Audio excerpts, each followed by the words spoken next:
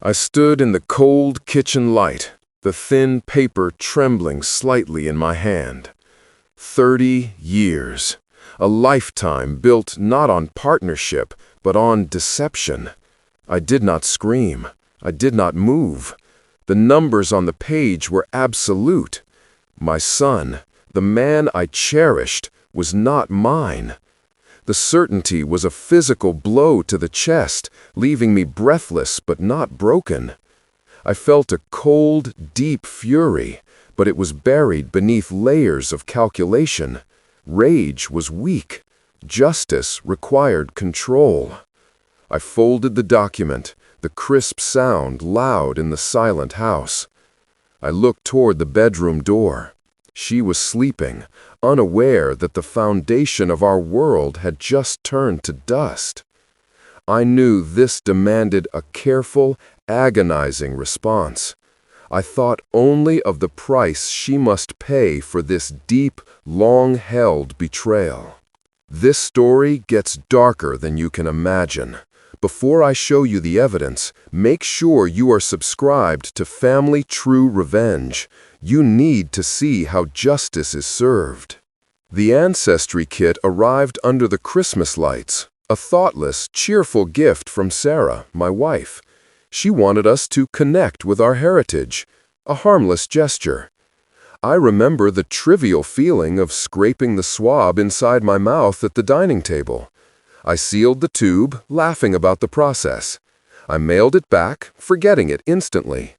I had no idea I had just mailed away the lie of my life. For 3 decades, I lived in quiet comfort. I trusted the rhythm of our routine. I trusted Sarah. I trusted Michael, my son. I always felt a physical connection, a certainty that he carried my traits. The email arrived late one Tuesday. The house was quiet. I checked my ethnicity first, a mundane detail. Then I scrolled. The number was 0%. 0 probability. The world tilted. The first result was a shock of electrical coldness. The lab company suggested the low probability might be an error. I grasped at that hope for a full hour. I paced the dark living room, the wood floor creaking under my weight. It must be wrong. But the doubt was a heavy, suffocating thing. I immediately ordered the specialized, court-admissible paternity kit. I paid for speed. I needed absolute proof. I could not risk a public scene, not yet. If I confronted her based only on an ancestry test, she would shred me with denial. I needed surgical certainty. My chest felt hollow, a drum ready to be struck. I performed my nightly routine, brushing my teeth, setting the alarm, all while knowing my life was over. Silence became my armor. The second kit arrived in the usual discreet packaging. I needed Michael's sample without his awareness. He came over that Sunday for coffee, just like always. I watched him across the kitchen counter, forcing a smile onto my face. He talked about a work promotion. I heard the words, but they were distant echoes. My focus was on the blue mug he held. After he left, the silence descended, thick and charged. I put on sterile gloves. Handling the mug was like diffusing a bomb. I swabbed the rim, collecting the invisible traces of the man I raised. The betrayal was complete now. I was a detective in my own home, investigating my own family. I packaged the sample. It felt like an awful, necessary violation. The waiting was unbearable. Every moment was an act of profound suppression. I went to work, I bought groceries, I listened to Sarah talk about planning a trip, her voice cheerful, oblivious. I watched her hands, the hands that wore my ring. Did she ever look at me and remember the truth? Did she feel the lie pressing down on her? She showed no sign. Her calmness fueled my icy anger. She was not just deceptive, she was a brilliant, long-term actress. I started working late, claiming a difficult new project. In reality, I was in my home office, studying maps, researching laws, preparing my strategy. The pressure inside me was immense, but I knew I couldn't break. Control was everything. The final results appeared on my screen exactly 14 days later. Conclusive. Absolute. Probability of paternity? 0.0%. The technical language offered no comfort, only finality. The faint hope I had clung to evaporated. I did not feel shock this time, only cold, heavy resignation. My entire married life, all 30 years, was a structure built on a foundation of pure fraud. I sat at my desk, pulling out a legal pad. Michael was born in May 1992. We married in October 1991. The betrayal was right there, at the beginning. It wasn't a mistake. It was a choice made before we even started. The anger was surgical now, clean and precise. It demanded retribution. I began constructing the timeline of lies. I remembered a 2-week period early on, a supposed visit to her sick aunt. I had been busy with a new business venture, too trusting, too focused elsewhere. I saw the fool I had been. I pulled out old photo albums. I looked at wedding pictures, searching her eyes for any hint of duplicity. Then I looked at baby Michael. I studied his small features, desperately seeking some trace of myself. I found nothing. I saw the face of a stranger. The realization wasn't grief, it was profound rejection. I sealed the DNA report in my safe. The investigation phase was over. Now, the preparation for the execution began. I had to let the lie continue. For now. I maintained the facade. I bought Sarah a necklace. I asked Michael for advice on my fictitious work project. I was the perfect, loving husband. The performance cost me dearly. Every forced smile felt like a tear in my soul. I spent hours locked away, ostensibly working, while secretly building a fortress of evidence. I had to make sure she felt completely safe. If I moved too fast, she would panic and destroy the proof. I needed her relaxed, comfortable in her decades-long security. This silence, this waiting, felt like a constant, slow burn.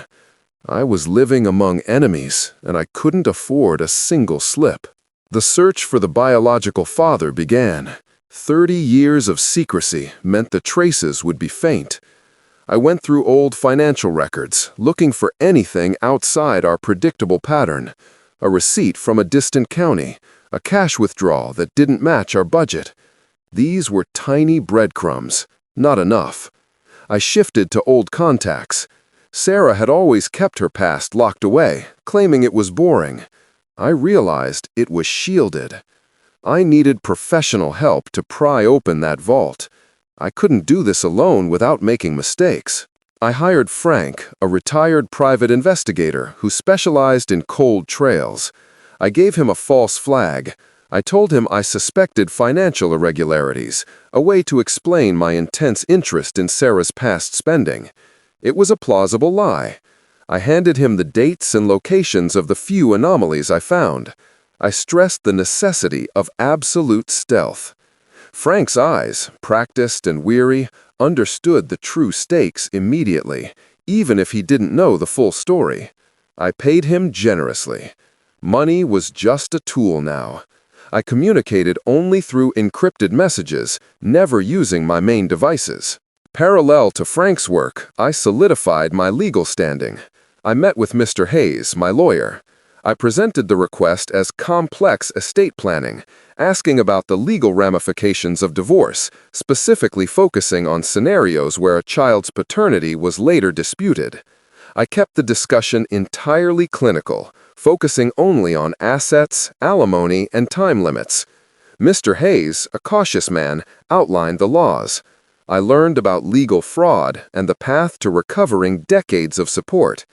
Every piece of legal advice felt like another lock clicking into place on her cage. I listened, absorbing the cold mechanisms of justice. I quietly began transferring joint assets. I opened new accounts, naming them part of my new business restructure. Sarah barely glanced at the paperwork. She had implicit trust in my financial acumen, a trust she didn't deserve. I documented every dollar I had spent on Michael's life, from daycare to college tuition. I built a meticulous record showing my sole financial dedication to a child who was not my own. This wasn't about spite. It was about proving systematic fraud. I was building a case that would destroy her, financially and socially. The weight of documentation was heavy, but necessary.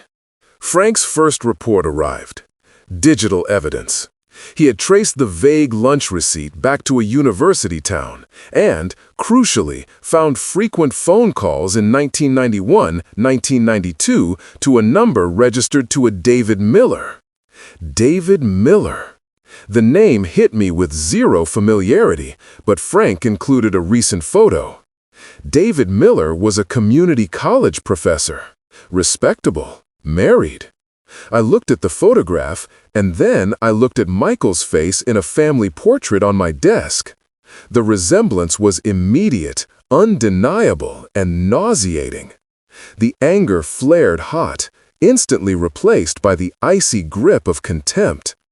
The realization that this man, David Miller, existed confirmed the completeness of Sarah's betrayal. She looked at his child every day and accepted my love, my life, my sacrifice. It was an insult of cosmic proportion. I immediately instructed Frank to dive deep into Miller's history, professional standing, marital status, any sealed court documents. I needed to know if Miller had any contact with Michael. I needed to know if Michael was complicit in this generational deception. Until proven otherwise, the entire foundation of my life was a conspiracy against me. I felt profoundly alone. I watched Michael during our next family visit. He asked me for serious life advice. He spoke about his career with earnest enthusiasm. Was that a lie? Was he acting for me?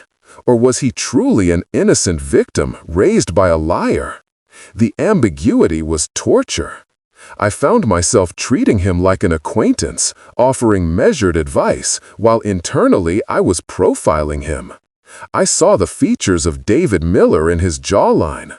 I had to suppress the bitterness threatening to boil over. I knew I couldn't risk revealing the truth yet. I needed Michael to be present for the confrontation. Frank delivered the final piece of the puzzle on Miller. He confirmed Miller was attending a large academic conference in our city next month. A clean, respectable reason for him to be here. Frank also found a sealed, quickly dismissed child support filing from 1993 in Miller's history, though the petitioner was not Sarah. It was just a hint of a pattern, enough to solidify the motive. The conference date was the key. It was the leverage I needed. The time for silent preparation was over. The date was set. I felt a surge of cold, focused energy. The mechanism of revenge was about to turn. I manufactured a family event. I told Sarah my company was giving me a major 30 years of service award, a prestigious dinner downtown. She was thrilled, preening over the fictional honor. Her superficial pride was the perfect bait. I insisted on a formal dinner at the city's finest.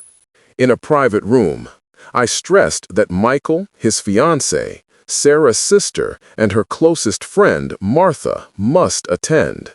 I needed witnesses, impeccable witnesses. I booked the Grand View Room for 7:30 p.m. The second part of the trap required exquisite timing. I called David Miller using a disposable phone, introducing myself as a host organizing a small, high-level dinner for a mutual professional colleague. I named the restaurant and the date. I told him he was highly regarded in his field and his expertise was needed. He accepted immediately, his ego flattered. I secured him a reservation in the adjacent small room for 7:45 p.m. He thought he was arriving for a career opportunity. He was arriving for his own public exposure. The air felt heavy with the density of my planning. I informed Mr. Hayes, my lawyer, of the specific time and place. He immediately objected to the public nature of the confrontation. "John, this is not good legal strategy. Keep it clean," he warned. I listened calmly. "This is not just legal, Mr. Hayes. This is about justice." I dismissed his concern. This fraud deserved a public dismantling. Hayes, recognizing I was beyond counseling, prepared the documents. Court-filed affidavits of the paternity test and the comprehensive lawsuit for fraud. They were dated and ready for immediate service, waiting in his office safe. The day arrived. I put on my best suit, the material feeling like cold, professional armor. I was entirely devoid of nerves. Only focus remained. Sarah was giddy. She kept adjusting my tie, commenting on how proud she was of my achievement. Her unaware happiness tasted like ash in my mouth. We drove to the restaurant. Michael and his fiancée greeted us with genuine smiles. I returned their greetings with a tight, controlled expression that I hoped passed for pride. Every detail, the crisp white linen, the hushed elegance of the room, was a contrast to the brutal truth I carried inside. The dinner proceeded. It was a long, forced march through polite conversation. Sarah stood up toward the end of the main course and gave a saccharine speech about our partnership, raising Michael, and our long, devoted love. This was the pinnacle of the lie, the most offensive moment of her performance. I let her finish, watching her carefully. When she sat down, eyes shining with false sentiment, I raised my wine glass. "To partnership," I said, my voice resonating slightly. "And to truth." Exactly at 7:45 p.m., I excused myself, claiming a quick word with the manager. I walked into the foyer and saw him, David Miller. He looked nervous, checking his watch. I approached him directly. He looked up, expecting the professional contact. "Professor Miller," I said, my voice low and authoritative. "I am John, your host." He offered his hand, relieved. "Thank you, John. I must have missed the details." I did not shake his hand. I held his gaze. "There are no colleagues. You are here to meet one man." I leaned closer. "You are here to meet Michael, your son." The color drained from David Miller's face. The recognition, the sheer, naked panic flooded his eyes. I grabbed his arm firmly, guiding him toward the dining room. He offered a muffled protest, but I was immovable. I pushed open the door. The sound of silver on china stopped instantly. 70 pairs of eyes turned toward us. Sarah was mid-sentence, her expression instantly freezing, changing from soft composure to raw, animal terror as her eyes locked on David Miller. Michael, sitting next to her, looked confused. "Dad? Who is this?" he asked, his voice strained. I ignored him for a second. "Sarah," I commanded, "introduce us to Professor David Miller. This man is key to your 30-year history." Sarah lunged forward, trying to block the path. "John, please, I can explain later." "No more explanations," I stated, pulling the official lab-stamped document from my jacket. I released David Miller, who stood trembling by the door, and walked directly to Michael. "Michael," I said, the words heavy and cold, "I have the definitive facts here." I placed the paper in his hands. He looked down at the 0.00%. "This man," I continued, pointing to Miller, "is your biological father. I am not." Michael stared, processing the destruction. Sarah let out a desperate, strangled sound. "It's a lie, John, a cruel, malicious lie," she shrieked. I pulled out the bound legal papers. The malicious lie was yours, Sarah. 30 years of my resources, my identity, my life stolen by your deception. I addressed the frozen witnesses. The DNA test was a gift. It exposed a 30-year lie. The assistant from Mr. Hayes's firm, who had been waiting in the hall, stepped in immediately. She walked straight to Sarah and served her the thick packet of legal documents, the affidavits, the fraud lawsuit. Sarah stood paralyzed, the papers falling uselessly to the carpet. Her power, her control, was instantly and absolutely destroyed. The aftermath was sterile. I filed for divorce immediately. The evidence was irrefutable. I had the facts, the financial records, the timeline, and the public confrontation. The court recognized the severity of the fraud. Sarah lost everything, including any claim to my assets. David Miller faced professional ruin and a family explosion of his own making. As for Michael, he was left with a wreckage of identity, torn between the truth and the knowledge that his mother's love was built on deceit. I achieved justice. Not victory driven by rage, but the cold, satisfying resolution of absolute truth. I walked away, lighter by 30 years of fiction. The debt